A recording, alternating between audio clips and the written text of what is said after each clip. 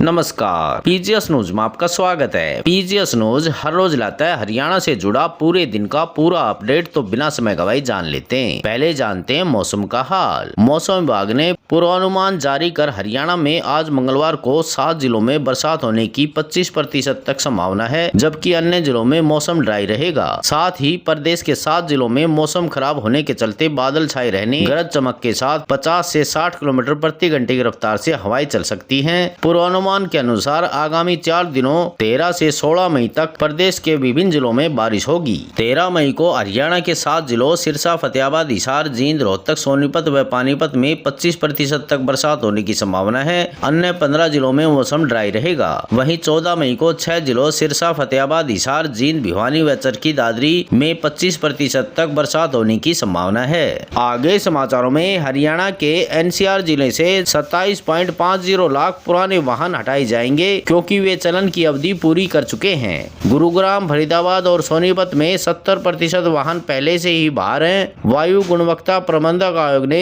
इन वाहनों को ईंधन न देने के आदेश दिए हैं। हरियाणा सरकार एनसीआर का दायरा कम करने की मांग कर रही है, क्योंकि इससे कई जिलों को नुकसान हो रहा है। आगे समाचारों में भारतीय जनता पार्टी हरियाणा में ऑपरेशन सिंदूर तिरंगा यात्रा निकालेगी। यह यात्रा प्रदेश के सभी संसदीय क्षेत्र में होगी, जिसके लिए केंद्रीय मंत्री और सांसदों को जिम्मेदारी सौंपी गई है। भाजपा प्रदेश अध्यक्ष मोहनलाल बडोली के नेतृत्व में 14 और 15 मई को होने वाली इस यात्रा के लिए लोकसभा क्षेत्रवार संयोजक नियुक्त किए गए हैं। आगे समाचारों में हरियाणा सरकार सेना और अर्धसैनिक बलों के सेवानिवृत्त जवानों को सरकारी और निजी क्षेत्र में रोजगार के लिए प्रशिक्षित करेगी। वीर उड़ान योजना के तहत 2000 पूर्व सैनिकों को प्रशिक्षित करने का लक्ष्य है। प्रशिक्षित के बाद पूर्व सैनिकों को 50,000 रुपए भी दिए जाएंगे। हरियाणा कौशल रोजगार निगम लिमिटेड ने पूर्व सैनिकों को नौकरी दिलाने के लिए एक पोर्टल भी शुरू किया है। आगे समाचारों में पंजाब और हरियाणा हाईकोर्ट ने एक महत्वपूर्ण फैसले में कहा कि गंभीर बीमारी से पीड़ित अर्धसैनिक बल के जवान जो स्वैच्छिक सेवानिवृत्ति लेते हैं, वे दिव्यांगता पेंशन के हकदार हैं। कोर्ट ने सीआरपीएफ के जवान अशोक कुमार की याचिका पर सुनवाई करते हुए कहा कि स्वास्थ्य समस्याओं के कारण स्वैच्छिक सेवानिवृत्त को व्यक्तिगत इच्छा नहीं माना जा सकता। विभाग की लापरवाही के कारण पेंशन से वंचित करना गलत है। आगे समाचारों में यूरोपीय देशों में भारतीय नर्सों की बढ़ती मांग को देखते हुए हरियाणा सरकार नर्सें भेजने की तैयारी कर रही है। यूरोपीय देशों ने शुरू में लगभग 2000 नर्सों की आवश्यकता बताई है। हरियाणा कौशल रोजगार निगम के माध्यम से युवाओं को विदेश में रोजगार के अवसर मिलेंगे। जर्मनी, नीदरलैंड और स्विट्जरलैंड जैसे देशों में नर्सों की अधिक मांग है। आगे समाचारों में हरियाणा शिक्षा बोर्ड HBSC का 12वीं बोर्ड एग्जाम का रिजल्ट जारी हो गया है। इसमें 85.66% स्टूडेंट पास हुए हैं। कैथल के अर्पणदीप ने 500 में से 497 अंक लेकर स्टेट टॉप किया है।